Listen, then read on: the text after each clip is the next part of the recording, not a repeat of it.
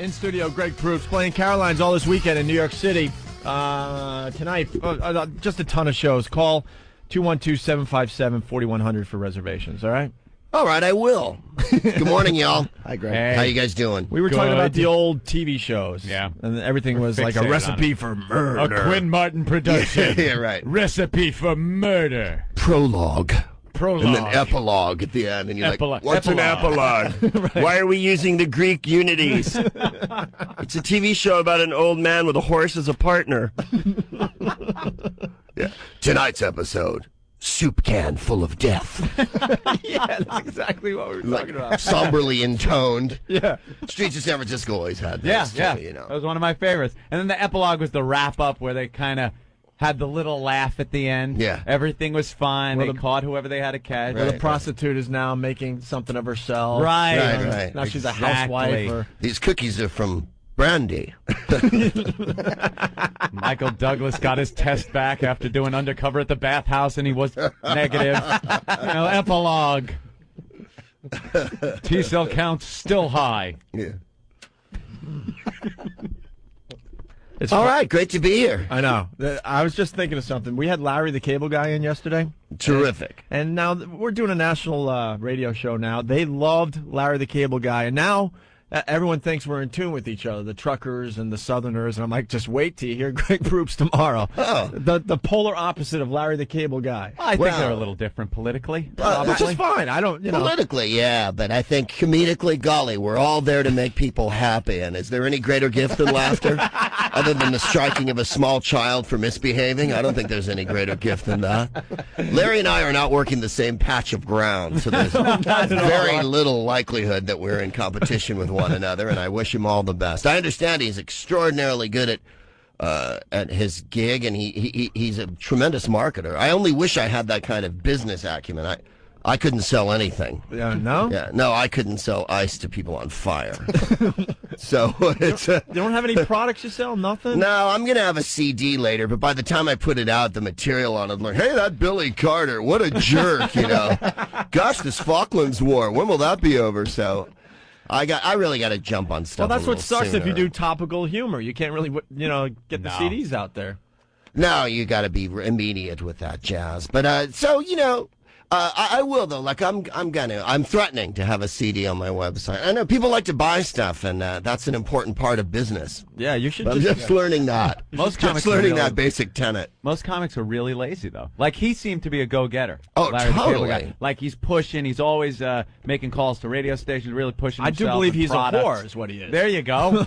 But the comics usually pretty lazy. The lifestyle they lead is stay up late, sleep late. Try to anyway, Jimmy. Works for me. Yeah. What did Seinfeld say? He said when he was doing the show that they would have comedians come in. So that was Yeah. the difference between actors and comedians. When actors showed up for the audition, it was like the thing they'd been waiting for all week, and comedians always just act like you fucking ruin their day by getting up early. That's so true, man.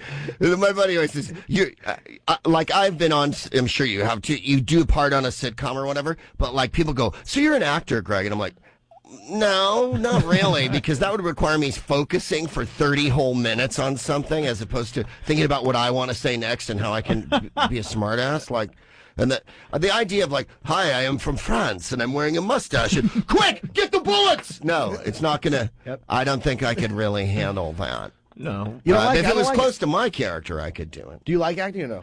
I do because, but you know what? Because it's scary.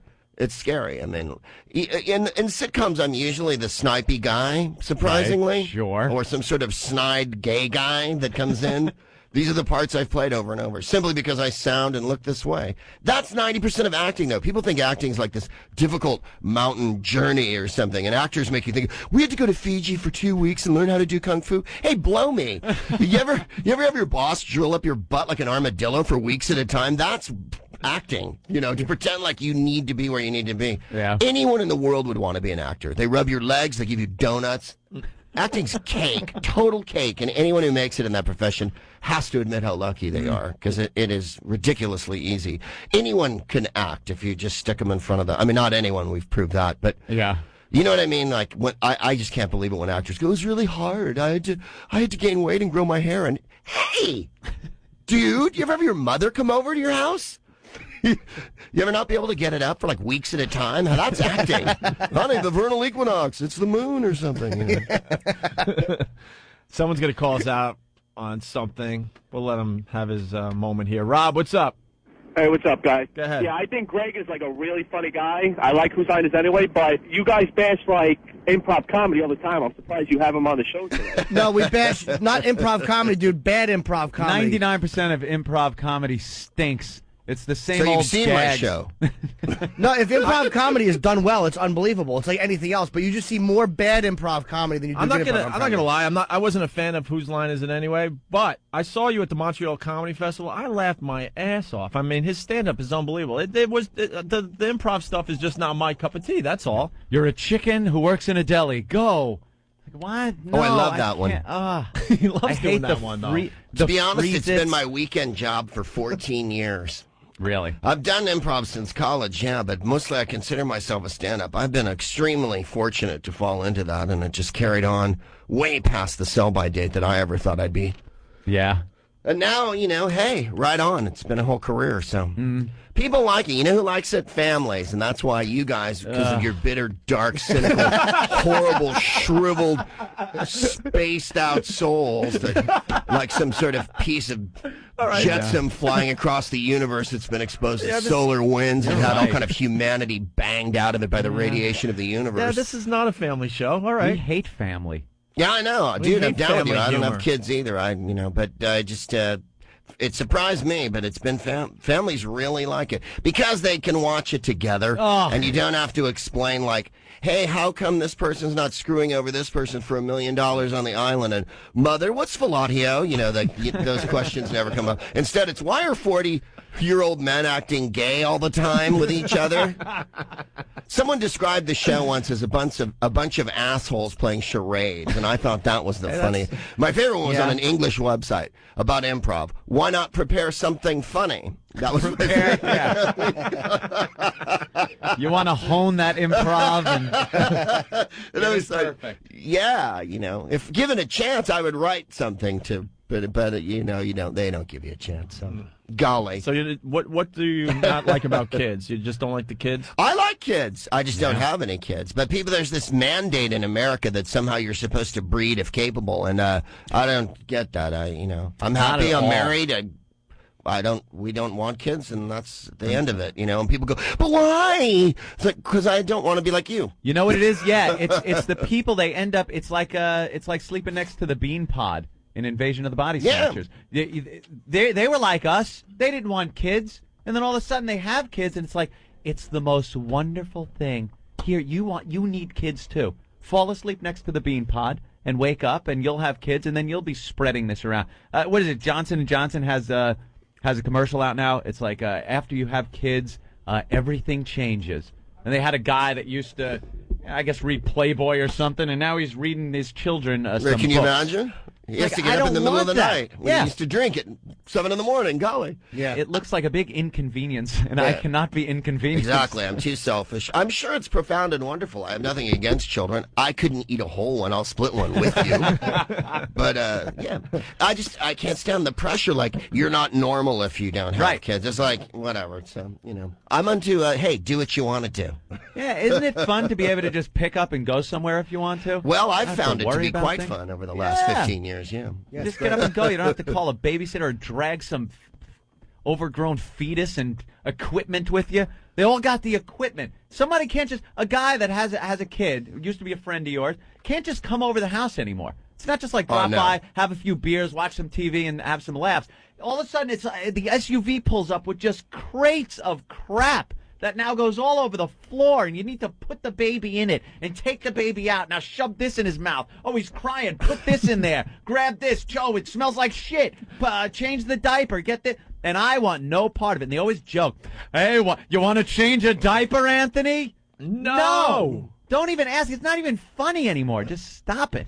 Hate the children. All right, I mean, like calm having them down. around the Man, house. It was just Guess a, we opened up a door I to know, your I psyche. mean, really it's did. just a casual question to Greg. You Golly. really did. Gee Let's whiz. relax, bro. Once they get a little older, What do you think and of you can divorce? actually I would be- call Yeah, them, right? oh no. Yeah. Don't get me started on women. Yeah. With all 4 limbs, I hate them, right? We did the divorce thing yesterday on the please. show. It got a little ugly in here yesterday I with the bet it divorce did. talk. Yeah, it usually does. We were just discussing how the guys get screwed in the divorce settlement. Oh, surely That's all. not. And how we were saying how Scott Peterson's, Lacey Peterson's mother was saying that, divorce is always an option, not murder. And I was saying divorce isn't always an option for a lot of people. It's too expensive. I'm not saying murder should be an option. But you I'm just saying. Thank goodness you put that caveat in there, Anthony. I think a lot of people out there were thinking, well, God, Anthony said divorce isn't an option, and maybe I should go the other way. I got a bag full of broken glass. You know?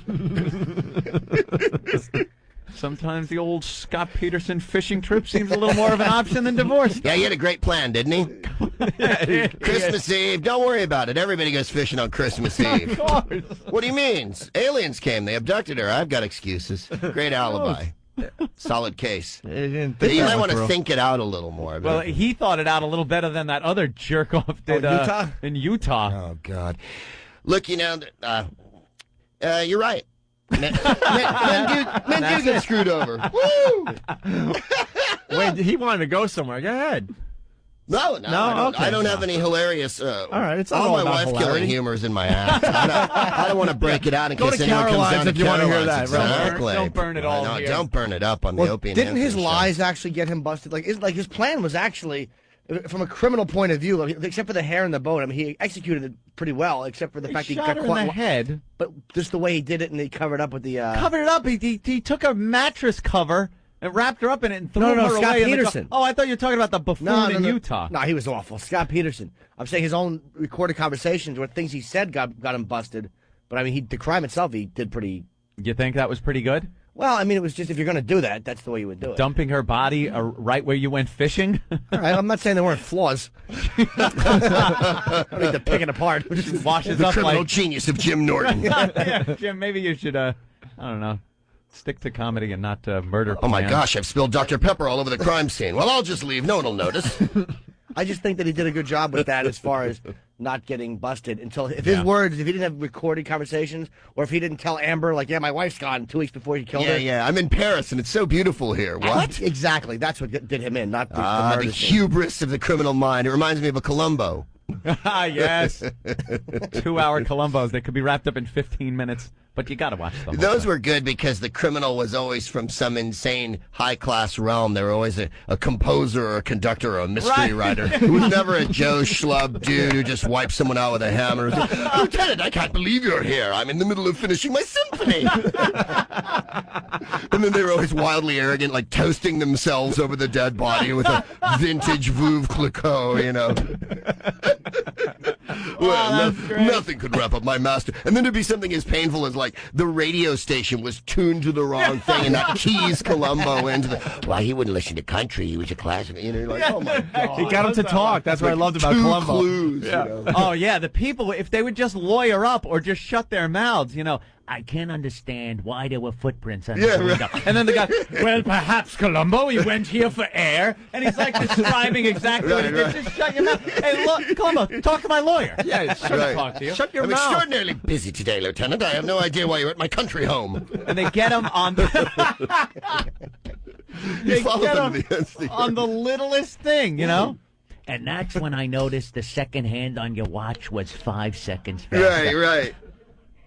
I did kill her, Columbo. Yeah. Yes, Yes. knocked my watch against her teeth, and it went off by 5. You're a genius. You see the one where the body was in the wall and Columbo dialed her beeper, and he heard it beeping behind the wall. Beeping behind the wall.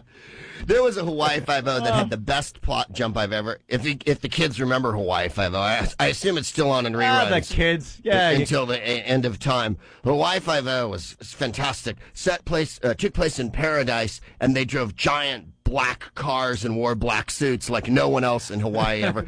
Basically, they look like gangsters in the show. Yeah. But so these kids steal like the King Omakawaki shawl from the Hawaiian Museum of Recent Antiquity, and they go to the scene of the crime. The shawl's not there, and they go, it's probably art thieves. And McGarrett, I swear to God, this is in the first reel, 5 minutes into the show. But what if it was a group of kids?